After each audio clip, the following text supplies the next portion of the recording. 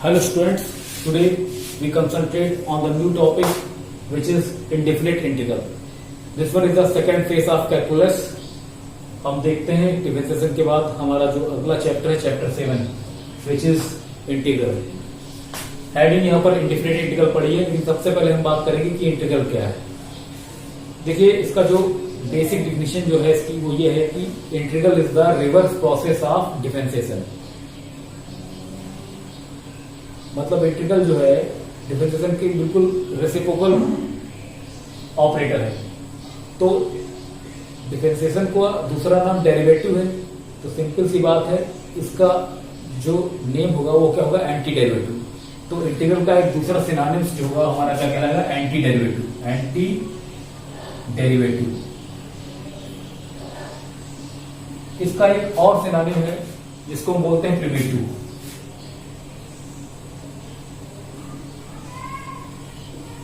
मैं एक बार फिर से रिपीट करना चाहता हूं. Integral is the reverse process of differentiation. Integral जो है डिफरेंशिएशन का क्या होता है, रिवर्स प्रोसेस होता है.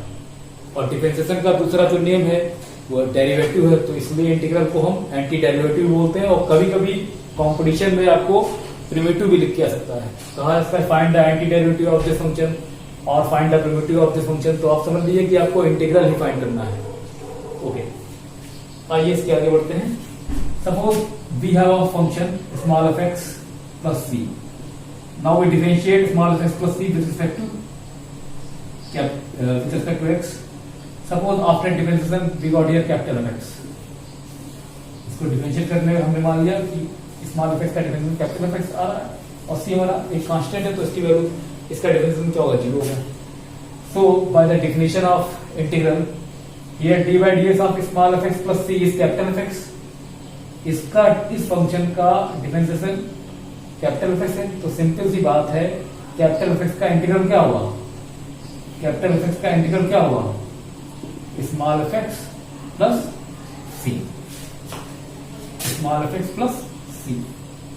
सी here we have some symbols. Firstly सबसे पहले बात करते हैं कैपिटल एफ एक्स की. कैपिटल एफ एक्स का जो नेम होगा वो होगा इंटीग्रल. यहां पर जो आपको dx दिख रहा है ये शो कर रहा है कि integral with respect to x हो रहा है. dx का मतलब है कि इंटीग्रल जो हो रहा है with respect to x. Integration with respect to x. यहां पर जो आपको ये सिंबल दिख रहा है this is the sign of integration. Here this small f x is known as integrand and this c is known as arbitrary constant. अब आपके दिमाग में आना चाहिए कि arbitrary constant क्या होते हैं. अब इस पर बात करते हैं और इसी को बोलते हैं constant of integration. सपोज करिए एग्जाम्पल के द्वारा आपको समझाने की कोशिश करता हूं. Suppose d by dx of x square plus 0. Simple सी बात है, हम सभी ने डिफरेंशिएट पढ़ रखा है. तो x स्क्वायर पर 0 को डिफरेंशिएट क्या आएगा, 2x आएगा. अगर कोई student d by dx of x square plus 100 find करता है तो उसको वहां पर भी 2x ही मिलेगा, क्योंकि 100 कांस्टेंट है, उसका डेरिवेटिव 0 होगा. Suppose now we concentrate on arbitrary constant. इसको जरा समझने का प्रयास करिएगा. d by dx of suppose d by dx of x square plus 0 2x, क्योंकि 0 हमारा कांस्टेंट ही है, उसका डेरिवेटिव 0 रहेगा. x स्क्वायर बचता है 2x. तो अब देखते हैं कि x स्क्वायर पर 0 का डिफरेंशिएशन 2x है. तो सिंपल सी बात है, 2x का इंटीग्रेशन क्या होना चाहिए, x स्क्वायर प्लस 0.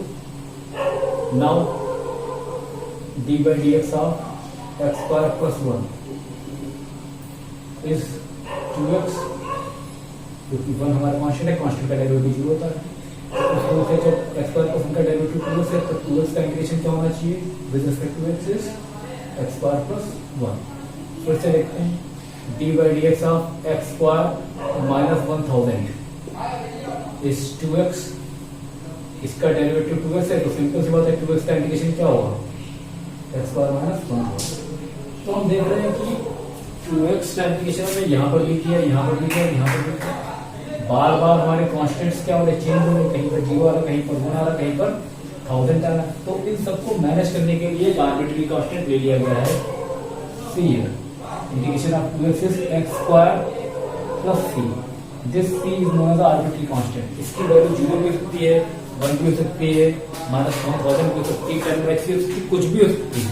इसीलिए इसको हम बोलते हैं आर्बिट्री कांस्टेंट या कांस्टेंट ऑफ इंटीग्रेशन। इस सी के अवेलेबल होने के कारण ही इस इंटीग्रेशन को बोलते हैं इंडेफिनिट इंटीग्रेशन। एक्चुअली में आर्बिट्री कांस्टेंट जो है वो कांस्टेंट और वेरिएबल दोनों के बीच की घड़ी है। चलिए इसको यहीं पर रखते हैं, अब इस पे आगे बढ़ते हैं। We just concentrate on some formulas see here.